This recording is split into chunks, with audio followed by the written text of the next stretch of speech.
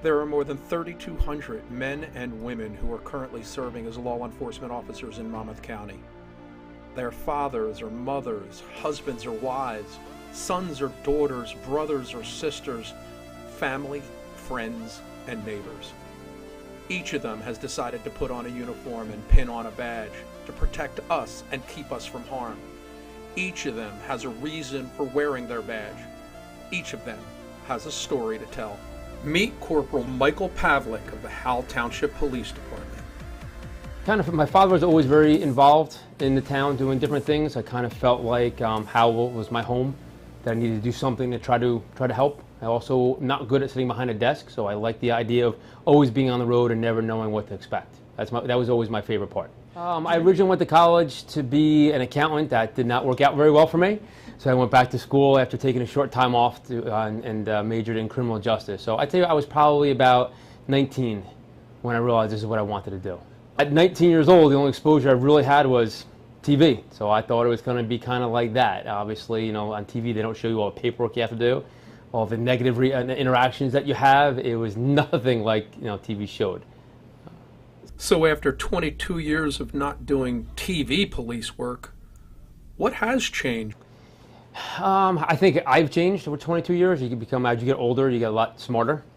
You get to learn to deal with people a lot better, as opposed to being the young guy who's all gung-ho. You know, the older guy, you learn how to talk to people and very easily quell, you know, situations. Makes your job and your life a lot easier that way. I want to say society's changed a lot, their attitudes towards us. When I first got hired to be a police officer, was he had an important position in town. And for the most part, most people think that way, but I think there's a lot of people who automatically look negatively on us just because of what we do. So I had a lot of experiences, good and bad. Being the position that I've been in and living here in Howell, I'm able to interact with the community a lot. So I was introduced to a little boy named Jake Honig when he was about 4 years old. A lot of people probably know the story already. Jake was diagnosed with brain cancer when he was 4 years old. I met him through a friend of mine, and Jake loves police officers. So what do? You help. So I brought Jake to the police department, him, his sister, and his parents. We gave him a whole tour, gave him stickers, everything, and it was nice to see the look on his face, how excited he was to be driving around in the police car. Jake actually was cleared medically for cancer when he was about 7.5 years old. Unfortunately, it came back. So I'm thinking again, what do we do for Jake? So I went out and with the PBA's help, and we bought him a little police motorcycle, the electric ones, got real Howell Township Police decals, put it on it, and we delivered to Jake's house. And we just didn't deliver it, we had a parade of police cars. We took the motorcycle, we put it in the back of a military-grade trailer, pulled it with a Hummer, and we had a whole fleet of cars go down his street. And seeing the look on his face when we pulled down the street, because he had no clue what was coming, was just priceless. Ironically enough, we had a brand new box truck that we had just painted, and as I come down the street, I'm so busy looking at Jake, and Jake's favorite sport is basketball, so his basketball net's in the street. So I'm driving this big truck, and I kind of nicked his basketball net and spun it around.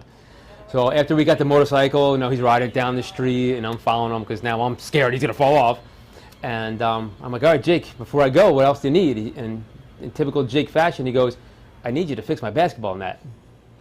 That just made my day. I mean, here's this little boy who's diagnosed with brain cancer for a second time, and that's what he's thinking about is, I need to play basketball.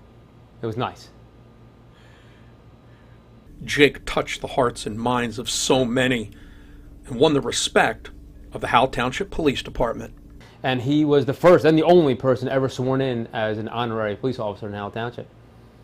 And technically speaking, and our chief will agree with us, is that he was the first motorcycle police officer in Howell as well. We just added 2, but I tease those guys, I tell them, Jake was the first and will always be the first. Unfortunately, Jake's cancer was incurable. So I'm going to say my worst day was probably going to his funeral. Considering a lot of the things that I see, it's not fair. And again, I don't want to use any life's not fair. But it wasn't fair. The little boy who did nothing wrong is not with us anymore. At his funeral, the chief actually gave him full police honors. So he had a police escort. We had, I would say, almost every single Howell police officer and surrounding officers lined up in front of the funeral home. So when he came in, we had our honor guard standing guard at his casket. He got a full police funeral. you've had, like anybody else, I'm sure, ups and downs and all of this other stuff. But here you are 22 years later, and you, like everybody else, knows that the perception of who you are and what you do is a lot different than it was 22 years ago. Correct. I mean, I kind of took an oath a long time ago to, do my job, to protect Howell Township. And again, living here, growing up here, I went to school in this building. It kind of, for me, it has more of an attachment than just if I want to say just a police officer. I have a much more emotional attachment, and I'm almost like an obligation to try and make Howell a better place. I mean, on top of working here, I've coached soccer, I volunteered to coach softball, I volunteered to coach basketball. My father always taught me I have to give back, and this is my way of giving back.